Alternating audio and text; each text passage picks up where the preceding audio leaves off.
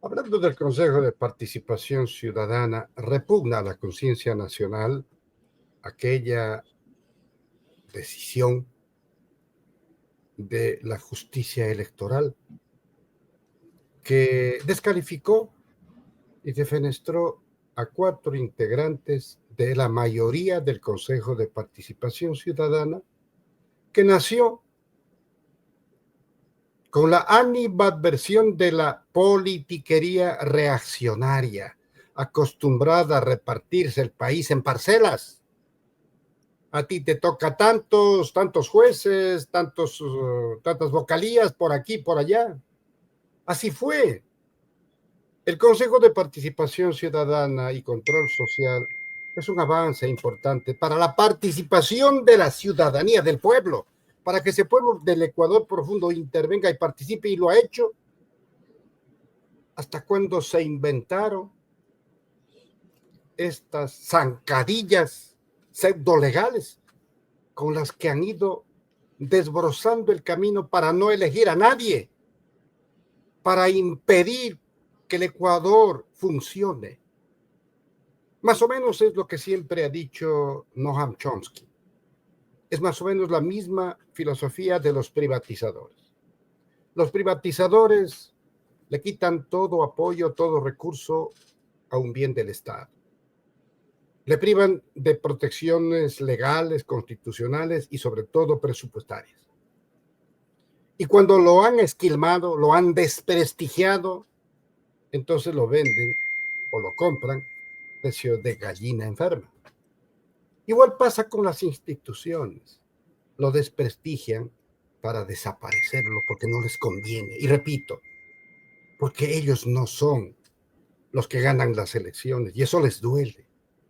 ¿Cómo es posible que en el Ecuador haya un partido político, un movimiento político que merezca el favor nacional, que ganó 14 elecciones consecutivas y que no le permitan, por ejemplo, tener una vocalía en el Consejo Nacional Electoral? Y son tan selectivos que, viendo cómo se ve propaganda en medios, en redes, que auspiciaron desde partidos tradicionales, de las 6, de no sé cuántos otros, a candidatos para el Consejo de Participación Ciudadana, miraron para otro lado, ignoraron esa violación, eso sí, violación. Y porque se vistieron con una camisa azul, los defenestran. Esto es de locos, esto es una barbaridad. Así que no nos quejemos de aquello. Tenemos que votar bien. Tenemos que rescatar la patria. Tenemos que organizar una minga nacional que, inclusive por encima de líneas ideológicas, nos permita que los progresistas, los patriotas, la ciudadanía haga su papel para recuperar derechos y garantías. No tenemos salud, no tenemos educación, no tenemos vialidad, no tenemos absolutamente nada. Y la mayor preocupación del neoliberalismo es tener boyante una reserva monetaria internacional que garantice el servicio y el pago de la deuda externa. Y repito, ¿quiénes son los titulares de papeles de la deuda externa y de los bonos? ¿Será Juan Pihuave? ¿Será un afro? ¿Será alguien de las nacionalidades? ¿Será un Montubio? No, son las mismas élites de banqueros, de empresarios, de importadores, de exportadores. Ellos son los que aseguran el rendimiento de sus inversiones especulativas en papeles de deuda del Ecuador para redimirlos con el 100% de rendimiento. Ese es el sentido de democracia que entienden las élites. La democracia a su servicio. Nosotros entendemos la democracia, sin ser el mejor, como el sistema, el único que nos permite actuar, expresar, pero no solamente cada 4 años en elecciones, sino en todos los actos de la vida nacional, que nos permitan acceder a nuestras garantías, a nuestros derechos, que no se vuelva este país invivible, que no suceda aquella estampida que llevó a nuestros hermanos desesperados porque les quitaron su patria y se fueron por el camino peligroso de la migración para ahora ser calificados como criminales y regresar maniatados con cadenas y grillos. Y esos hermanos el año pasado enviaron en remesas 6,000 millones de dólares con lo que vive la patria. Somos ingratos o no entendemos. Debemos convertir el próximo día domingo en un acto de fe por la patria.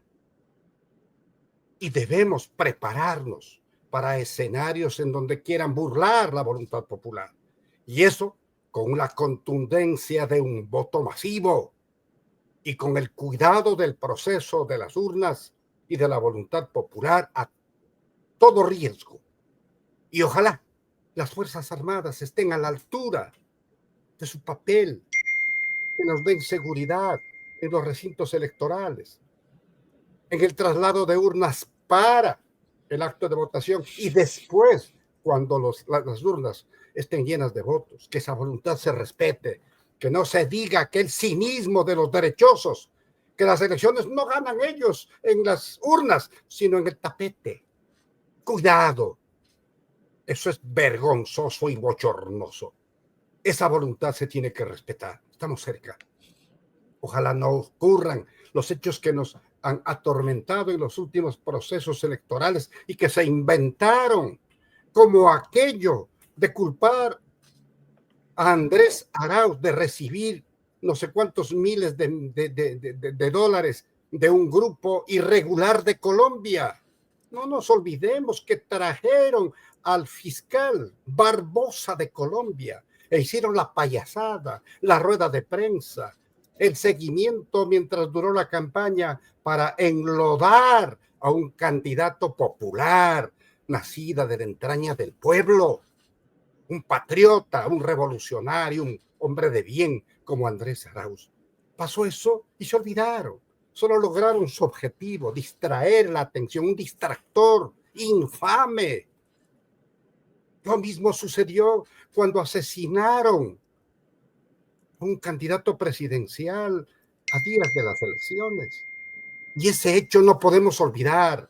La misma familia se encargó de desmentir lo que le mandaron a decir, que dizque se debe atribuir ese asesinato al correísmo. ¿Para qué?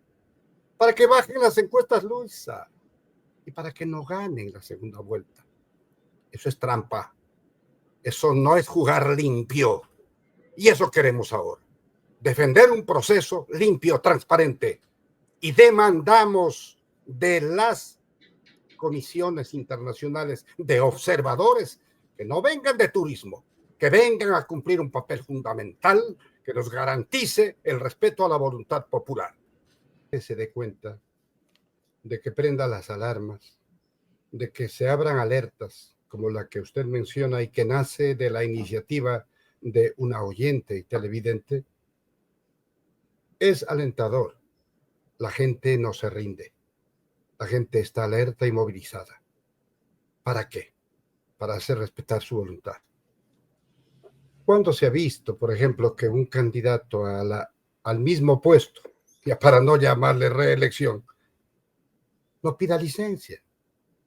Y haya un ministro que diga que porque él interpreta de esa manera no tiene por qué, y que según este aturdido dice que la sentencia de la Corte Constitucional le autoriza, dizque, al presidente a seguir haciendo campaña.